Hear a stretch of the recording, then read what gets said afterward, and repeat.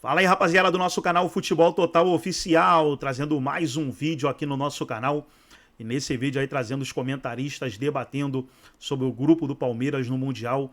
Palmeiras caiu no grupo A com Porto, Al-Ahly e o Inter Miami do Messi. Teremos aí o encontro do Palmeiras com Messi. Ele deve continuar no Inter Miami para a temporada 2025. Grupo bom pro Palmeiras. Palmeiras caiu no grupo viável. Dá para se classificar em primeiro. Em primeiro, os comentaristas mesmo aí colocando o Palmeiras junto com o Porto como os favoritos do grupo. Antes de soltar o vídeo, quero convidar você que ainda não é inscrito no nosso canal, se inscreva, ativa o sininho das notificações para você não perder nada, tudo do Palmeiras, tudo do Verdão, você encontra aqui no nosso canal Futebol Total Oficial. Então vamos aí para o vídeo e daqui a pouco nós estaremos de volta. Depois encara o Al-Ahly e na sequência tem o Inter Miami. Esses são os quatro times do grupo A, que é justamente o grupo do Palmeiras. Pensando adversário a adversário, Porto é o segundo colocado do campeonato português, vive uma situação difícil na Europa League, não está sobrando, muito pelo contrário, está próximo ali da zona de corte.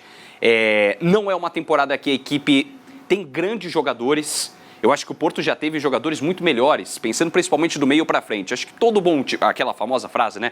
Todo bom time começa com um bom goleiro. O Diogo Costa é um espetáculo de goleiro. O Samu é um jogador que vem chamando muito a responsabilidade ali como centroavante desse time. Eu acho que são dois líderes de um Porto que está tentando aí, do técnico Vitor Bruno, está tentando se firmar nessa temporada. Depois de algumas saídas importantes, de chegada de outros jogadores, do Galeno, que quase foi embora da Liga Saudita, mas acabou ficando, então o ambiente ficou um pouquinho conturbado. Mas como você falou, talvez me pareça um europeu mais acessível que o Palmeiras poderia pegar para esse Mundial, né? Muito por conta também da saída do Sérgio Conceição, seu técnico na última temporada, ficou por um bom tempo no cargo e que deixou o comando do Porto, agora, como você coloca, para o Vitor Bruno assumir. O Porto passa por um processo de reconstrução, de reformulação, de mudança de ideias. Como ele estará daqui 6 meses, ainda não tem muito como a gente falar. Mas havia a possibilidade, por exemplo, do Palmeiras pegar a Inter de Milão, que para mim, do pote 2, era indiscutivelmente, dentro das possibilidades do Palmeiras, o time mais forte. A Inter de Milão... Vale a gente colocar que os sul-americanos, ou no caso da Conmebol, tinham que pegar os 4 europeus melhor ranqueados. E ali você tinha o Chelsea, ali você tinha a Inter, adversários mais difíceis para o Palmeiras do que é o Porto. Aí dá para você colocar ali Borussia Dortmund e Porto, por mais que eu veja o Borussia Dortmund alguns passos à frente do Porto nesse momento. Até porque o Borussia Dortmund é o atual vice-campeão da Liga dos Campeões da Europa. O Porto vem num momento difícil, está disputando a Europa League, por exemplo, não quer dizer que vai chegar no Mundial e vai ser batido por todo mundo. Muito pelo contrário. A gente sabe como as equipes europeias, tecnicamente, elas tendem a ser mais fortes, por uma questão financeira também, é claro. Agora, vale a gente destacar que o Porto também é um time campeão mundial, né? Venceu a Champions em 2003, se não estiver enganado. Aquele time do José Mourinho, que tinha Carlos Alberto, que tinha Diego, tinha brasileiros envolvidos. Então, é um time para a gente ficar de olho. Agora, você tocou num ponto muito interessante, Léo, que é esse compromisso que o Palmeiras tem contra o Al-Ahly. O Palmeiras recentemente foi para 2 mundiais, pegou o Al-Ahly 2 vezes.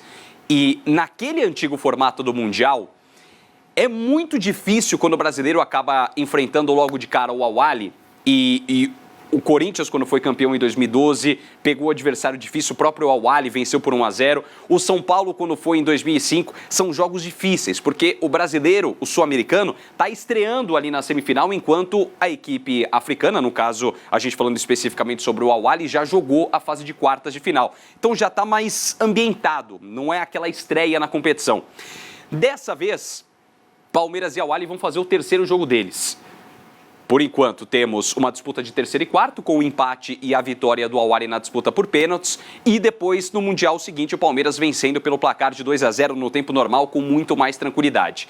E dessa vez, Léo, não vai ser a estreia do Palmeiras na competição. Claro que de cara pegar o Porto é o compromisso mais difícil do grupo, mas ainda assim você já tira um peso desses outros 2 jogos que eu acredito que o Palmeiras seja favorito. Isso pode ser positivo para o Palmeiras? Você vê também com esses olhos? O Palmeiras tem totais condições e, de repente, até somar os 9 pontos nesse grupo. Eu não acharia nenhum absurdo se o Palmeiras superasse o Porto, superasse o Al-Ahly e também o Inter Miami. Depende do investimento que a Leila fará para 2025 e qual o tamanho da reformulação pela qual o Palmeiras passará. É inevitável que aconteça alguma saída aqui e acolá. Eu acho que o jogo de ontem, especificamente, deixou isso muito claro. Rony e Dudu não foram aproveitados e o Abel, na coletiva, não garantiu os dois para 2025. Há muito tempo, eles são duas figuras importantíssimas no conjunto e o Palmeiras garantiu a vaga para esse Mundial com a conquista da Libertadores de 2021, em que esses dois jogadores foram titulares naquela final contra o Flamengo. Dois caras desse tamanho provavelmente deixarão o elenco comandado por Abel Ferreira. Como será a reposição? O Palmeiras de 2025 será tão ineficiente na sua parte de frente quanto foi esse de 2024. Por mais que o Palmeiras tenha o melhor ataque do Campeonato Brasileiro, num torneio desse tipo, como o Mundial, você tem que ser muito preciso, porque os jogos vão ser decididos no detalhe. É difícil, ainda mais no grupo do Palmeiras, que o Palmeiras sobre tanto a ponto de desperdiçar as oportunidades que desperdiçou contra o Cruzeiro e mesmo assim conseguir ir vencendo. Então, o Palmeiras precisa melhorar o seu aproveitamento de chances quando tiver frente a frente com o goleiro. E para mim é inevitável que o Palmeiras se reforce com a contratação de um camisa 9 para 2025. Sim, que já era uma questão antiga, né? Já era uma questão antiga, estava posta na mesa há um bom tempo, o Palmeiras foi empurrando, enquanto o Rony ainda conseguia entregar. O Flaco, eu acho que ele nunca chegou ao teto que o Palmeiras esperava que ele chegasse. E a conclusão, e o Palmeiras chega a essa constatação em 2024, quando já poderia ter se mexido no mercado para trazer outro jogador. Tendo que o Palmeiras deu tempo ao jogador, até porque o investimento foi alto, mais de 50 milhões na contratação do Flaco. Então, o Palmeiras tem total também noção do tamanho dessa competição e da exposição que ela dará não só ao clube, mas aos jogadores que disputarão o torneio.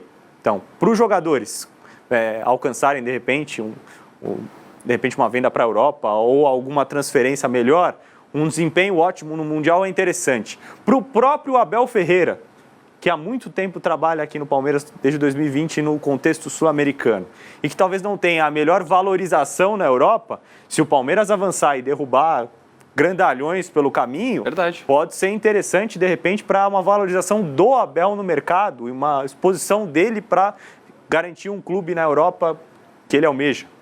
Então, é interessante para todo mundo.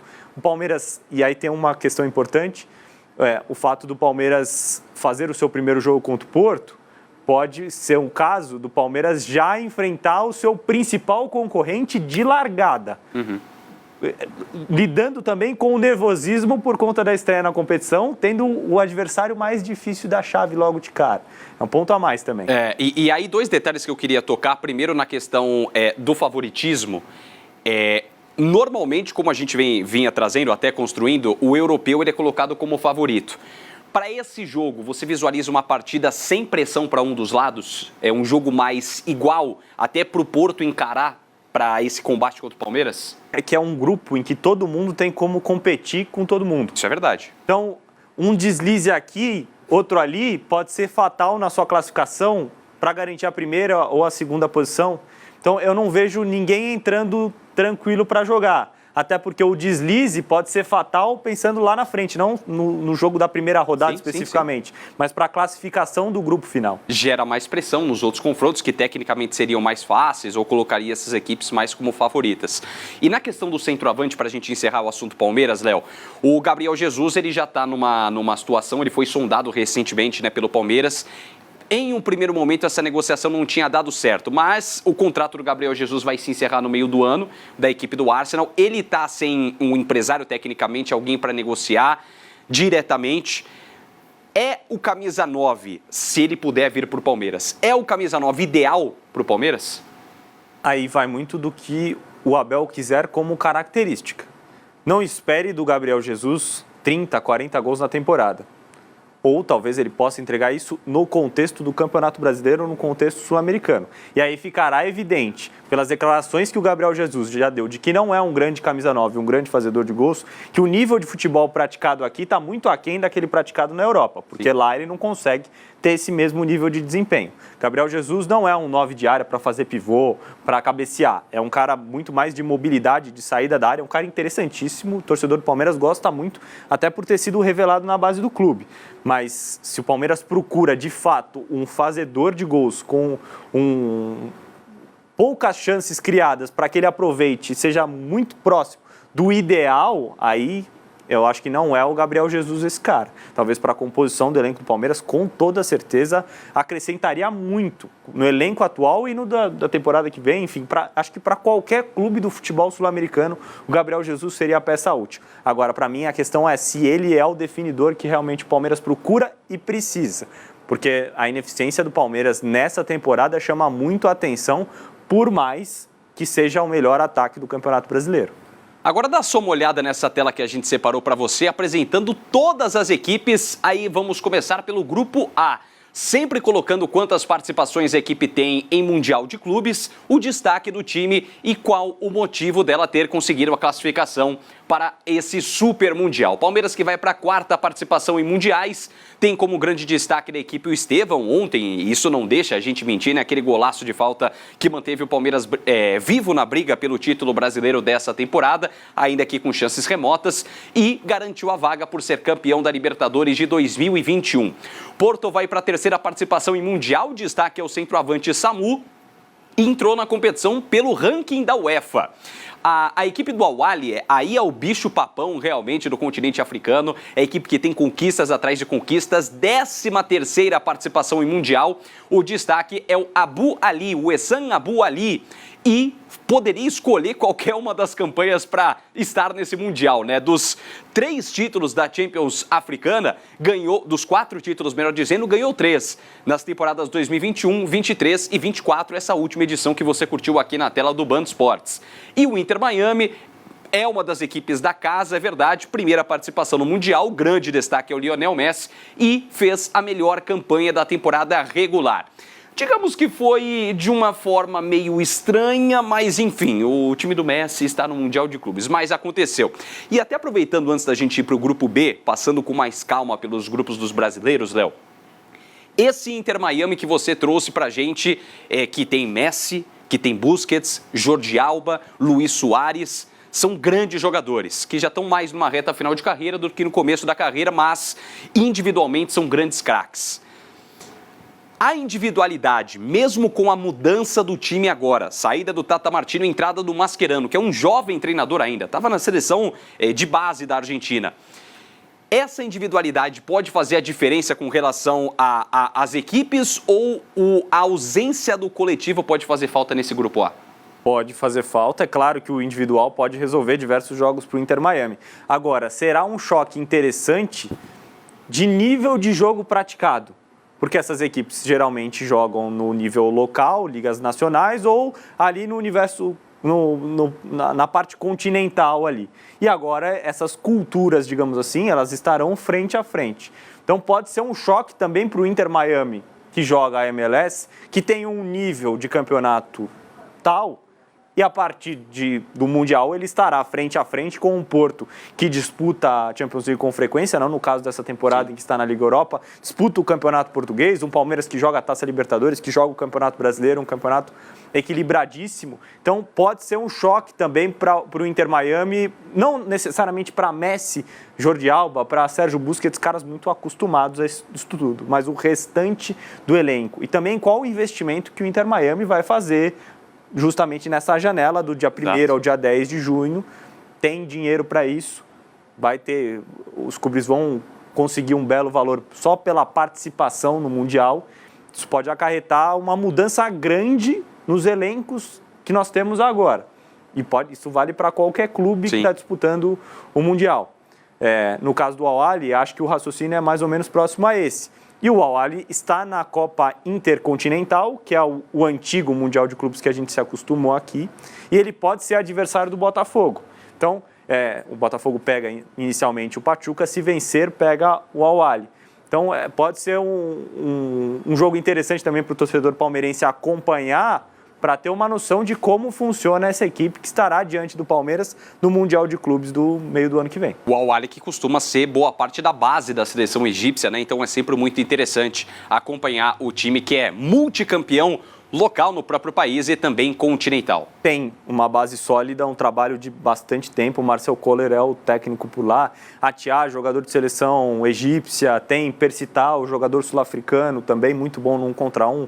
Canhoto para jogar aberto do lado direito. O Abu Ali, que a gente mostrou que é o artilheiro do time. Enfim, mantém um projeto de um bom tempo e chegou muito credenciado a esse Mundial por ter faturado 3 vezes o seu torneio continental nos anos que contaram para a classificação ao Mundial. Então é uma equipe forte.